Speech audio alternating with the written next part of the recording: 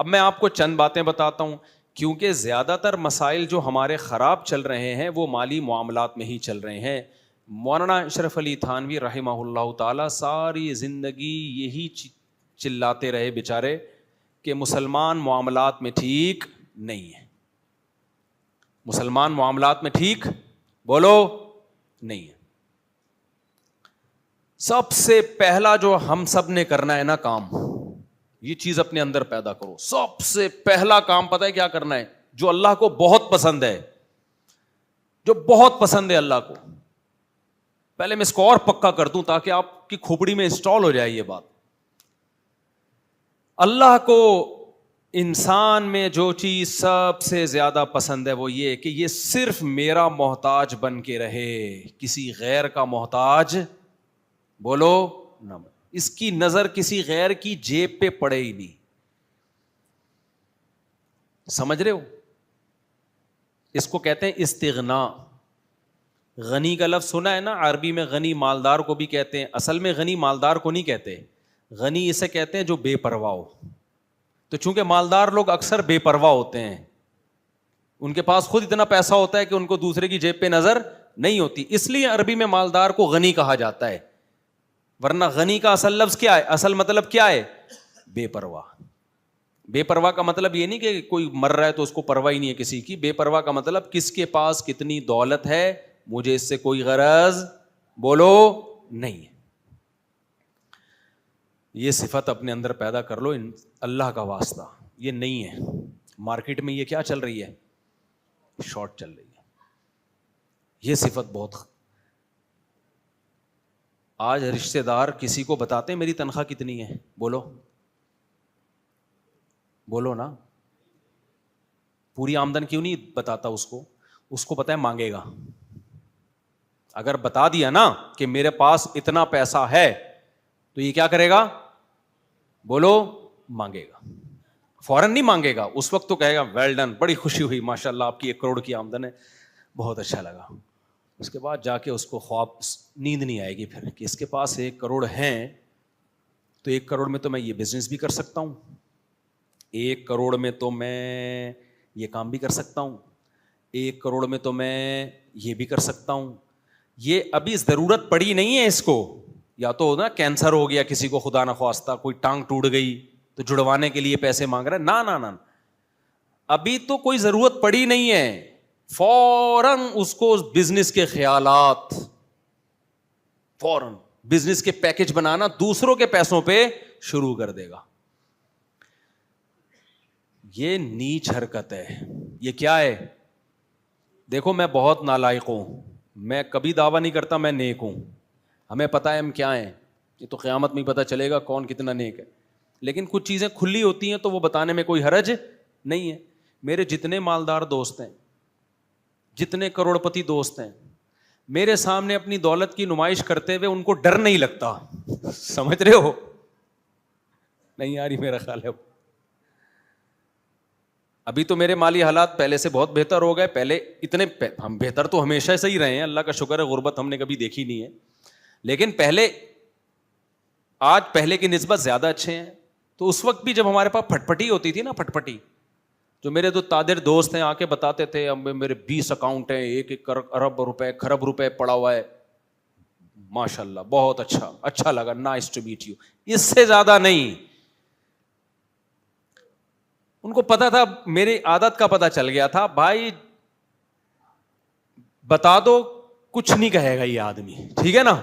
یہ کبھی یہ بھی نہیں کہے گا کہ اچھا 1 ارب روپے ہیں تو 1 بائک دلا دو، یا بائک نہیں دلا سکتے قرضہ دے دو، یا میرے مدرسے کو چندہ دے دو، یہ بھی نہیں. آج بعض مالدار لوگ کسی مولانا کو یہ بتاتے ہوئے نا کہ میرے پاس پیسہ بہت ہے، ڈرتے ہیں، کیونکہ ان کو ڈر ہے کہ کل یہ مولانا ہم سے چندہ مانگے گا.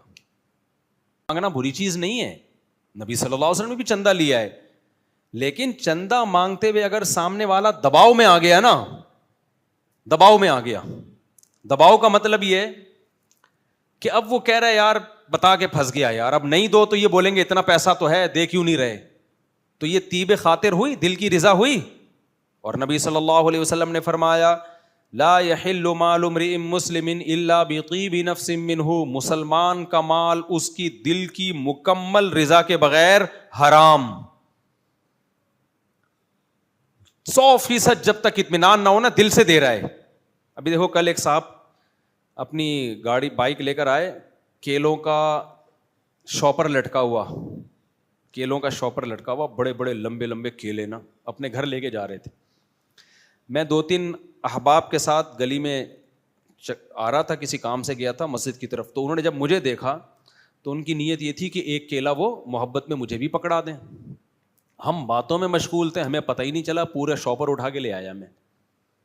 ان کی نیت پورا شاپر دینے کی نہیں تھی, ان کی نیت تھی ایک کیلا. جب انہوں نے کہا نا مفتی صاحب کائنڈلی ادھر آئیں, اور کیلے کا شاپر انہوں نے اٹھایا, تو میں سمجھا کہ شاید یہ پورا شاپر دے رہے ہیں. ہم دماغی ہمارا کہیں اور لگا ہوا تھا, ہم پورا شاپر لے کے نکل لیے. وہ بیچارے کھڑے ہوئے دیکھ رہے ہیں.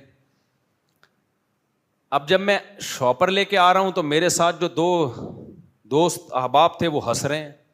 میں نے کہا ان کو کیا ہو گیا؟ کہہ رہے ہیں بڑا بھنڈ ہو گیا. میں نے کہا بھنڈ کیا؟ کہہ رہے وہ ایک کیلا دے رہے تھے, آپ باتوں میں پورا شاپر اٹھا کے لے آیا. وہ درجن کیلے ماشاءاللہ 2 درجن تو ہوں گے, اور بڑے بڑے زبردست کیلے.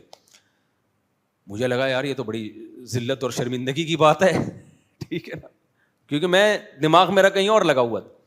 میں نے جب پیچھے مڑ کے دیکھا تو وہ انکل کھڑے ہوئے مجھے دیکھ رہے ہیں, وہ بھی وہیں کھڑے ہوئے ماشاءاللہ. میں نے کہا حضرت غلطی سے پورا شاپر لے آیا ہوں, میں واپس آ رہا ہوں. انہوں نے کہا نہیں اب آپ لے جائیں. انہوں نے یہ نہیں کہا کہ نہیں یہ پورا شاپر آپ کے لیے تھا.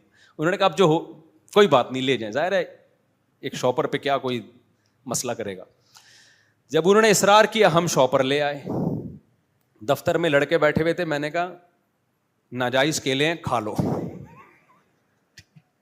مذاق کیا, کیلے تو جائز ہی تھے, انہوں نے اجازت دے دی نا. میں نے کہا ناجائز کیلے کیا کرو پھوڑ دو. اچھا وہ پھر عصر کے بعد مجھ سے ملنے کے لیے آئے. میں نے کہا شاید شاپر واپس لینے کے لیے آئے ہیں یہ. پھر میں نے ان سے سوری کی. میں نے کہا حضرت میرا دماغ پتہ نہیں کہاں لگا ہوا تھا, آپ شاید ایک کیلا دے رہے تھے, میں پورا شاپر ہی اٹھا کے لے آیا. انہوں نے کہا نہیں ارے اپنے پرانے دوست ہیں, اتنے کم ظرف نہیں ہے کہ ایک شاپر پہ وہ اتنا مریں گے, تو وہ کوئی اور مسئلے کے لیے آئے تھے. میں واقعی یہ سمجھا, میں نے کہا شاید اب سب کے سامنے نہیں مانگا جا رہا تھا, اب کہہ رہے کہ واپس کر بھائی میرا شاپر. تو یہ میں قصہ صرف مذاق برائے مذاق نہیں سنا رہا, یہ تو چھوٹا سا شاپر تھا نا کیلے کا. یہی اگر 8-10 لاکھ کی رقم ہوتی, کیا خیال ہے بھائی؟ وہ گڈی نکالتے 8-10 لاکھ کی, اور اس میں سے 20 روپے مجھے ہدیہ دینے کے لیے, اور میں پوری گڈی لے کے چلا آتا, تو حلال ہوتا میرے لیے ہے بھائی, چاہے وہ بعد میں نہ بھی مانگے مجھ سے. ظاہر ہے بھائی دل میں ایک چیز آ گئی نا کہ طیب خاطر نہیں ہے.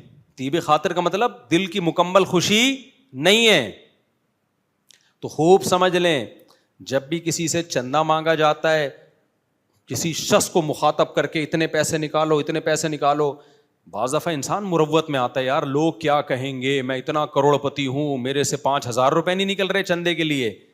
اس سے انسان اپنی ذلت کو چھپانے کے لیے پھر 5,000 کا نوٹ نکال دیتا ہے. علماء نے لکھا ہے یہ 5,000 آپ کے لیے حلال بولو نہیں ہے.